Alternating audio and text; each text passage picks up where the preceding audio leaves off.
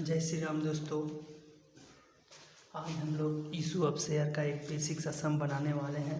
सम है आपका ABN company limited invite application for 10,000 share 10,000 share at 10 each at per payable as 4 on application, 3 on allotment and the balance on call. The whole application were subscribed by the public and the installment were duly received by the company. चलिए ये सवाल को हम लोग पढ़ते हैं। तो अब सवाल पढ़े क्या समझना है। सवाल से एक बात तो कंफर्म हुआ कि ये जो कंपनी है AN कंपनी जो है इसका 10,000 शेयर है। 10,000 शेयर है तो ये कितना पार्ट में इसको इशू कर रहा है? ये आपका 3 पार्ट में इशू कर रहा है।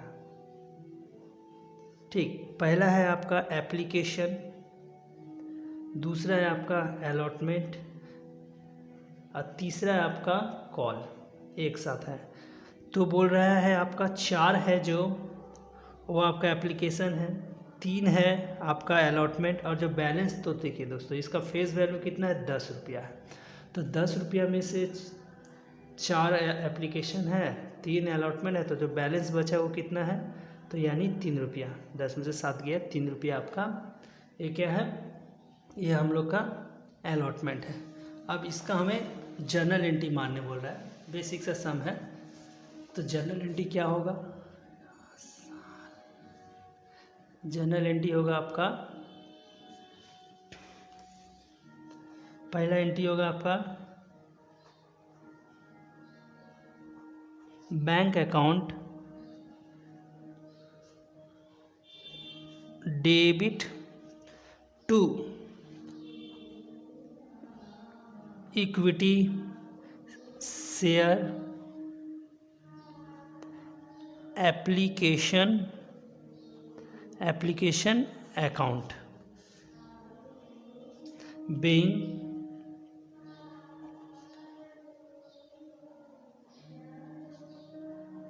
application money received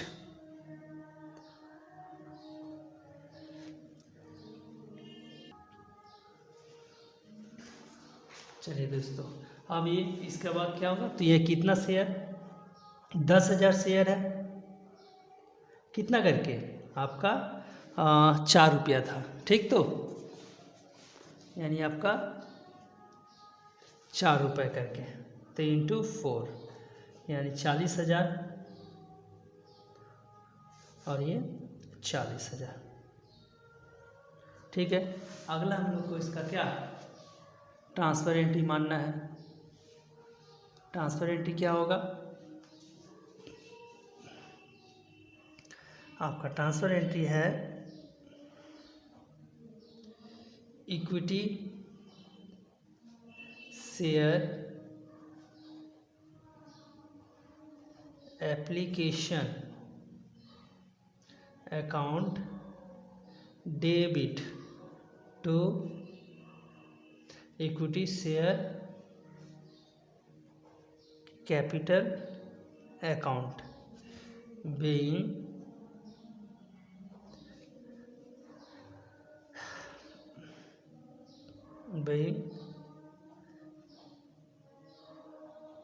application money transfer. कितना? 40,000 40,000। अब क्या है दोस्तों? अब पहला कंप्लीट हुआ ये, अब दूसरा वाला का मारते हैं। तो दूसरा में क्या बोल रहा है? दूसरा में आपको बोल रहा है कि अलॉटमेंट जो है वो आपका 3 रुपया करके। अलॉटमेंट कितना है? 3 रुपया करके। तो यानी तो अलॉटमेंट 3 है तो आप अलॉटमेंट का एंट्री कार्ड मानते हैं equity share allotment account debit to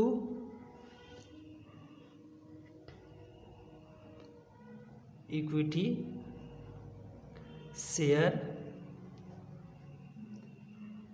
capital account being allotment money due, being allotment money due। कितना ड्यू है?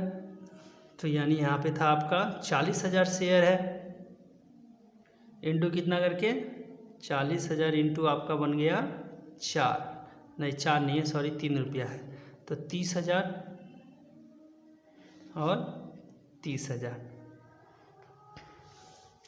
इसका बाद हम लोग को इसका रिसीव एंट्री मानना पड़ेगा। तो बैंक अकाउंट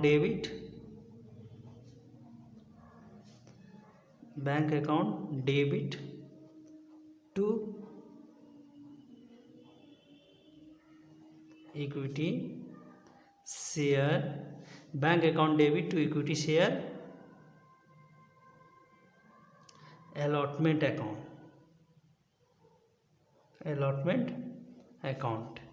being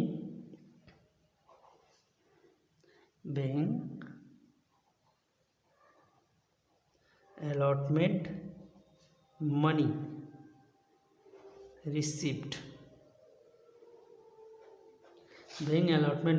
received, कितना रिसीव किए हैं? तो वही 30,000।